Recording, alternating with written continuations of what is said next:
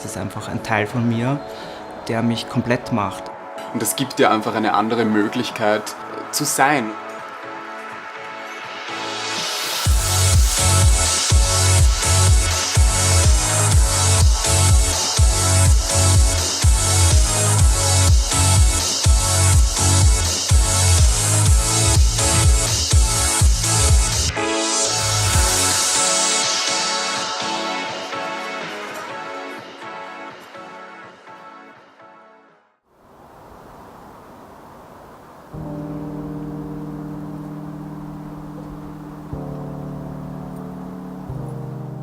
Für mich ist Drag die Möglichkeit, künstlerisch auszudrücken, in meinem Fall als DJ.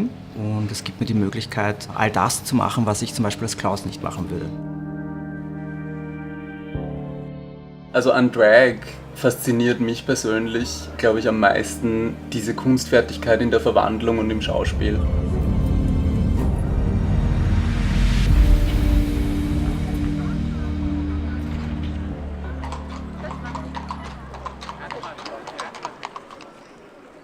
Eine Drag Queen ist eine Person, die biologisch ein Mann ist meistens, aber in Frauenkleidung, mit Frauengestik, Frauenhabitus auftritt.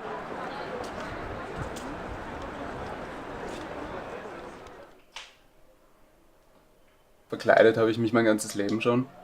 Und auch als Kind und meine Eltern und Großeltern und so und meine Familie waren da Gott sei Dank immer supportive dahinter. Und waren irgendwie so, ja, cool, unser Kind hat Spaß, soll machen. Also ich habe begonnen, mich zu schminken, weil ich fand die dunkle Seite toll, ja. Und bin da in die Gothic-Szene fortgegangen. Da war ich so 15, 16 und so habe ich gelernt, mich zu schminken. Für mich war halt das immer irgendwie ein Teil vom Fortgehen, sich herzurichten und zu stylen. Und halt ein bisschen extremer als die meisten anderen Leute wahrscheinlich. Ja, und dann war ich das erste Mal in diesem Schulenclub und hatte ein schwarzes Kleid an. Und war also im Babyfummel sozusagen, Baby-Drag, wie man so schön sagt. Ja, und das fanden die Leute irgendwie gut und ich habe dieses Gefühl gut gefunden, dass die Leute einem gut finden. Und ja, haben mir selber gut gefallen in der Rolle und in dem ganzen Outfit und so. Früher hat man gesagt, man geht sich auftransen. Da hat man sich einfach in Frauenkleidern geschmissen, ein bisschen geschminkt und ist auf zum Beispiel den Rosenball gegangen. Das hatte überhaupt keine Idee, dass sich das weiterentwickeln könnte. Auslöser war dann durch eine Veranstaltung, die ich selber gemacht habe, wo ich dann den Wunsch geäußert habe, ich möchte einmal als Drag weggehen. Und ich habe ein Tütü gekauft und bin herumgerannt wie eine Kopie von der Cyndi Lauper. Und das hat so viel Spaß gemacht und hatte so eine positive Wirkung, dass ich spontan gefragt wurde, jetzt brauchst du einen Namen, wie willst du dich nennen? Und dann war spontan Ginger Red, quasi die doppelte Bezeichnung von Rot, weil Rot einfach meine Lieblingsfarbe ist. Und mit der Zeit hat sich das ein bisschen professionalisiert, es ist besser geworden und seit ungefähr 4 Jahren, kann ich sagen, ist es nicht nur ein Hobby, sondern auch eine Profession. Ich habe damals immer, wenn mich jemand darauf angesprochen hat, so wow, es sieht toll aus, tolles Make-up, tolles Styling. Und dann habe ich immer gesagt, ja, hallo, ich heiße Raphael. Und alle dann so, total die Luft draußen.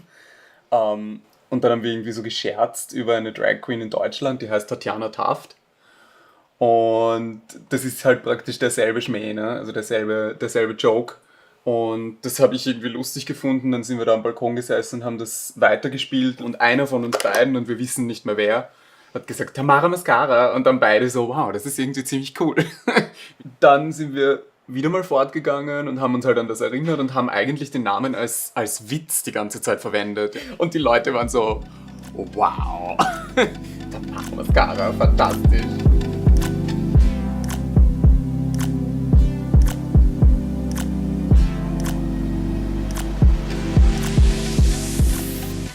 Also Drag kommt daher, dass früher im Theater und im darstellenden Spiel Frauen verboten waren und das war der Ursprung der Travestie. Drag ist ja nichts anderes als Travestie im Grunde und so hat das begonnen, ja. Der Unterschied zwischen Travestie und Drag ist, dass oft am Ende einer Travestie-Show sich die Künstler dann abschminken und deutlich zu erkennen geben als Mann. Das macht eine Drag Queen eher, wenn sie zu Hause ist, nicht auf der Bühne. Es gibt keine Vorgaben, wie Drag zu sein hat. Es gibt Vorstellungen, wie man sich so Drag vorstellt, aber im Grunde ist jedem offen, wie er Drag definiert und wie er sich selbst darstellen möchte.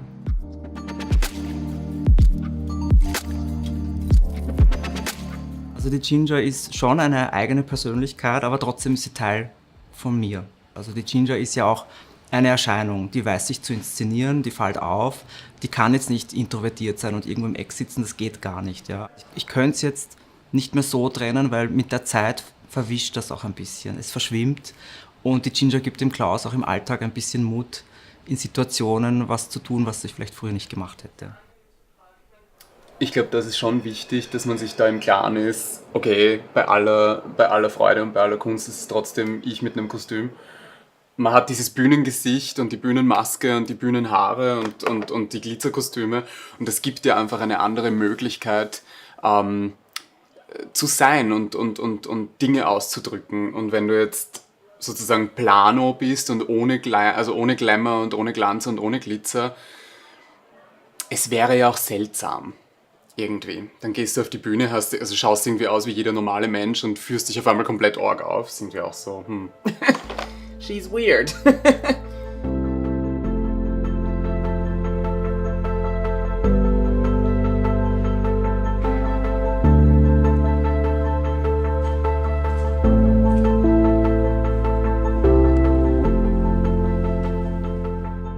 Man wird dann damit konfrontiert, so mit den Fragen, willst du jetzt eine Frau sein? Bist du nicht zufrieden, ein Mann zu sein? Also man stellt sich dann immer diesen Fragen, wo man sich denkt, woher entsteht auf einmal diese Frage, weil es ist ja eigentlich ein Spaß. Also anfangs, wo ich mich angefangen habe, wirklich stark zu schminken und herzurichten, wie gesagt, das war die Gothic-Zeit. Und da hat meine Mama da hatte sie ziemlich Angst, ja. Nicht vor mir, sondern sie hatte Angst, dass ich transsexuell werde oder transsexuell bin, nicht werde. Und sie hätte Angst gehabt vor dem, was mir dann sozusagen im Leben noch alles bevorsteht. Ja. Und das hat meine Mutter befürchtet und sie hat gemeint, oh Gott, und irgendwann kam dann so der Showdown, wo sie meinte, bist du transsexuell? Und ich so, nein, ich schmink mich einfach nur und gehe dann lustig aus. Und sie dann irgendwie so, oh, Drama beendet, ja. Ja, der Unterschied ganz langläufig wäre der, dass eine Drag Queen ein biologisch eindeutig sich als Mann empfindender Mann ist, der auf der Bühne oder auf der Bühne des Lebens, wie ich es gerne nenne, Frauenkleidung anzieht, in eine Frauenrolle hineinschlüpft und die quasi als Kunstform, als politisches Statement, was auch immer, darstellt. Eine Transfrau in dem Fall dann wäre ein Mann, der biologisch eindeutig ein Mann ist, sich aber seelisch, emotional als Frau empfindet. Also der Unterschied ist die Selbstdefinition.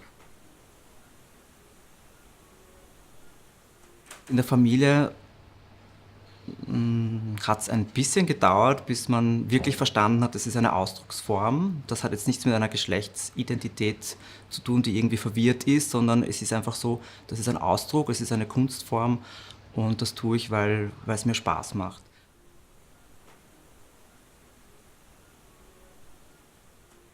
Wenn man weggeht, trifft man immer wieder auf Leute, die damit nicht umgehen können, die das belächeln oder die blöde Witze reißen oder dich auch schimpfen. Aber da muss man einfach drüber stehen.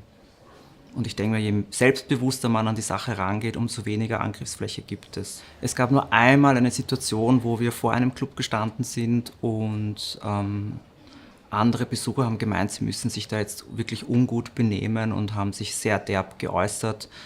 Und das war ja eigentlich fast schon eine Morddrohung, die ausgesprochen wurde, worauf wir dann die Polizei gerufen haben. Und das Resultat war halt, dass dann die Polizei selbst gesagt hat, er sitzt ja eh jetzt gemütlich auf der Bar, was sollen wir jetzt tun? Und das war so ein kurzer Moment, wo ich mir gedacht habe, wo ist da für mich meine Sicherheit, wenn ich schon angebe, dass ich mich bedroht fühle. Also man hat auch gemerkt, dass in dem Fall die Polizei überfordert war.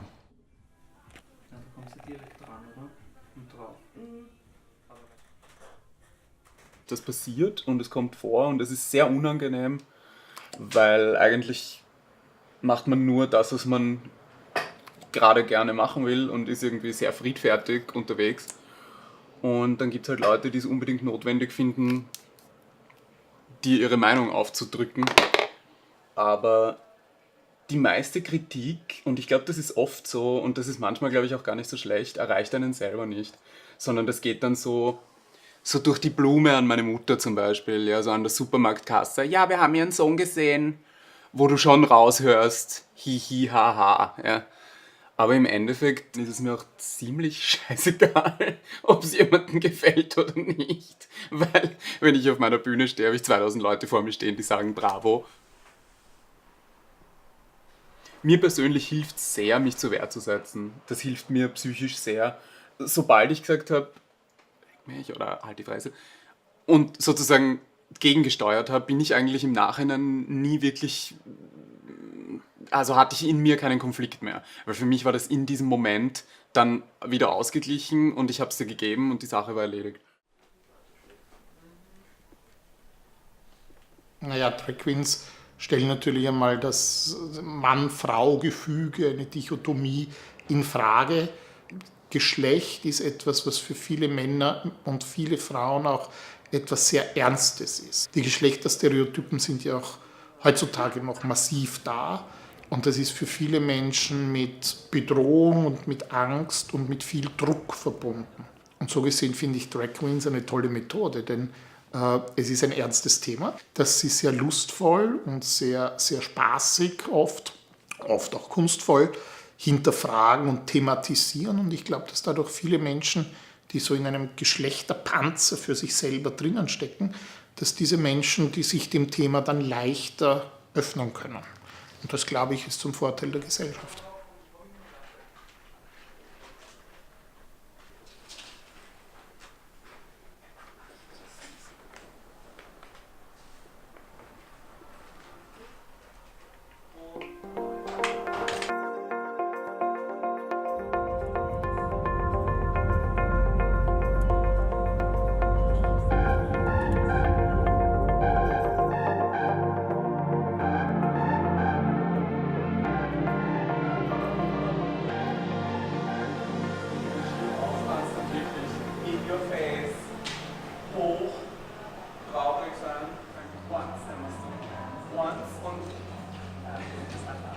Ich glaube, dass auch in der queeren Community es viele kritisch sehen, weil natürlich Drag Queens quasi per Definition bunt und schrill sind. Und viele queere Menschen oder Lesben und Schwule, bisexuelle Menschen wollen ja sozusagen in ihrer Normalität auch wahrgenommen werden. Drag Queens werden dann sehr oft in Medien dargestellt als Symbol für lesbisch-schwule Lebensweisen. Und das ist sicherlich auch eine berechtigte Kritik. Ja. Das heißt, hier ist natürlich letztlich die Gesellschaft zu kritisieren und die halt ganz oft, glaube ich, auch nicht versteht, dass Drag auch ein auf der Bühne bzw. auf der Bühne des Lebens bewusst geübte Kritik ist und nicht die ganz selbstverständliche Selbstdarstellung von homosexuellen Menschen.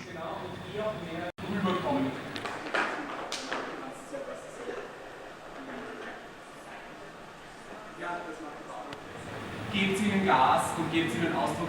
Ich merke das an mir selber, dass sich was verändert in der Gesellschaft, weil die Leute anders auf einen zugehen. Du merkst, auch wenn du bei Events bist, die nichts mit der Gay-Szene zu tun haben und nichts mit der Drag-Szene zu tun haben, merkst du, es funktioniert anders. Die Leute kommen auf mich zu und sie sprechen mich positiv an und sie sagen, wow, tolles Make-up, tolle Haare, elegante Erscheinung und so weiter. Was sich verändert hat nach außen, ist die Bewunderung für die Kunst, Drag zu machen. Und dass vor allem Frauen die Verwandlung wahnsinnig faszinierend finden und begeistert sind von den Make-up-Skills, von den Haaren, wie sie gestylt werden. Also da ist die größere Bewunderung als jetzt von Männern. Also ich denke, die Faszination von Zuschauerinnen und Zuschauern ist einerseits mal das Bewundern, dass andere Menschen sich trauen, starre Männer- und Frauenrollen zu hinterfragen, anders zu leben und anders darzustellen.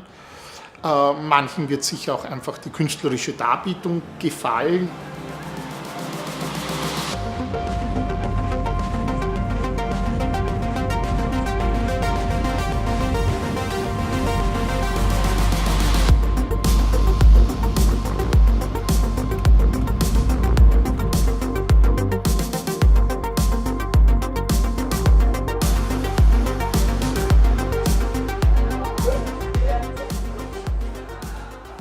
Drag und Travestie ist ja schon seit langem etwas, was in den Shows und auf der Bühne akzeptiert ist. Und wenn du dann aber jemanden in der U-Bahn siehst, im Kostüm oder im Fummel oder auf der Straße, dann ist es schwieriger. Und der Effekt wäre eben der, dass man sich dem Thema Homosexualität, weil das wird sehr oft gleichgesetzt mit Drag Queens, nähern kann, ohne wirklich gleichwertig homosexuellen Menschen im Alltag begegnen zu müssen und ohne sich auch allzu viel mit dem Thema auseinandersetzen zu können. Man kann das sehen, man kann drüber lachen, man hat 2 lustige Stunden, man klatscht am Schluss und geht dann letztlich wieder in seine heterosexuelle Welt zurück. Und dieser Grund wäre natürlich ein Stückchen zu kritisieren, weil er hat mit wirklicher Toleranz oder Akzeptanz nur wenig zu tun. Also die Drag-Szene in Wien ist praktisch die Drag-Szene in Österreich. Prinzipiell ist es eine sehr angenehme Szene. Wir haben sehr viel Spaß, wir unternehmen gemeinsam was, wir unterstützen uns, soweit es möglich ist, indem wir uns gegenseitig supporten, wenn jemand einen Auftritt hat. Ich finde auch, dass sehr beobachtet wird untereinander, okay, die macht das mache ich jetzt, wenn ich es mache, ähnlich, aber auf jeden Fall nicht gleich. Und dann nehmen die einzelnen Personen schon Rücksicht aufeinander. Wenn man jetzt fragt, ob es ein Konkurrenzverhalten gibt, dann entsteht das automatisch, auch wenn man es nicht will, weil unterschiedliche Charaktere da sind, die unterschiedliche Leute ansprechen. Und was aber schön ist, weil es eine Vielfalt darstellt.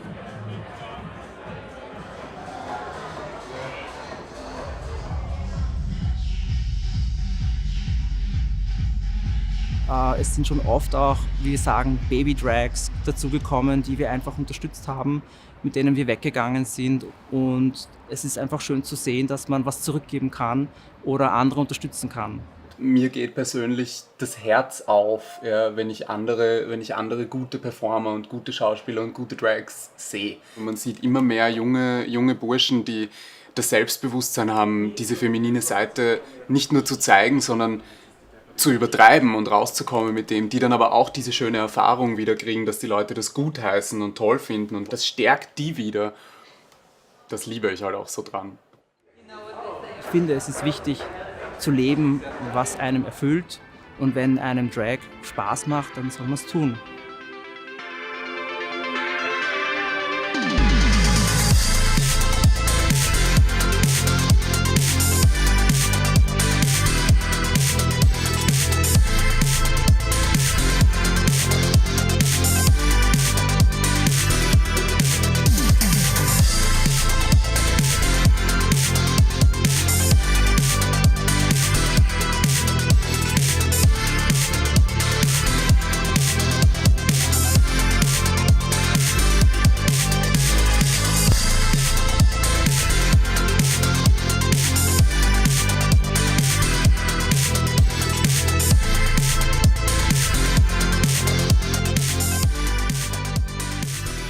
Ich glaube, dass Drag Queens einfach auch in der queeren Community eine ganz wichtige historische, aber auch eine ganz wichtige Rolle der Vielfalt haben. Und dass sie die Community bereichern. Und so würde ich mir wünschen, dass in den Communities die verschiedenen Teile ein bisschen respektvoller und ein bisschen wertschätzender miteinander umgehen.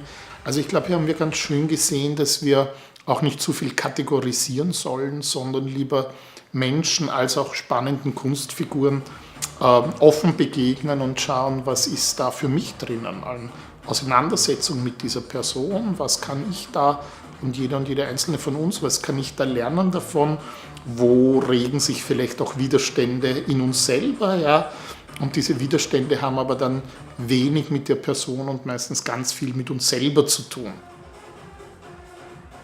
Ich möchte gern Teil davon sein, dass ich es schaffe, eben, dass die Anerkennung da ist, dass das jetzt nicht nur belächelt wird, sondern wirklich respektiert wird, dass das auch eine Kunstform ist, dass es ein Aufwand ist und dass man das einfach auch wertschätzen soll.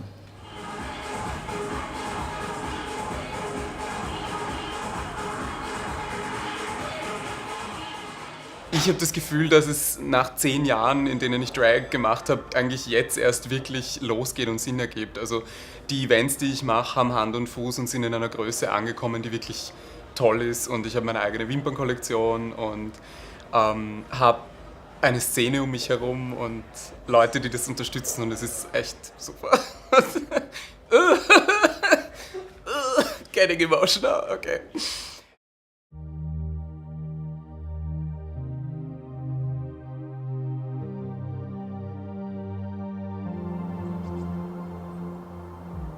Ja, ich bin sehr, sehr glücklich in meinem Leben und glücklich in meinem Beruf. Und ich würde es nicht anders machen. Ja, es ist einfach eine Bereicherung. Ich kann es gar nicht anders beschreiben. Es ist eine Bereicherung für meine Person, es ist eine Bereicherung für mein Leben und es macht einfach Spaß. Ja.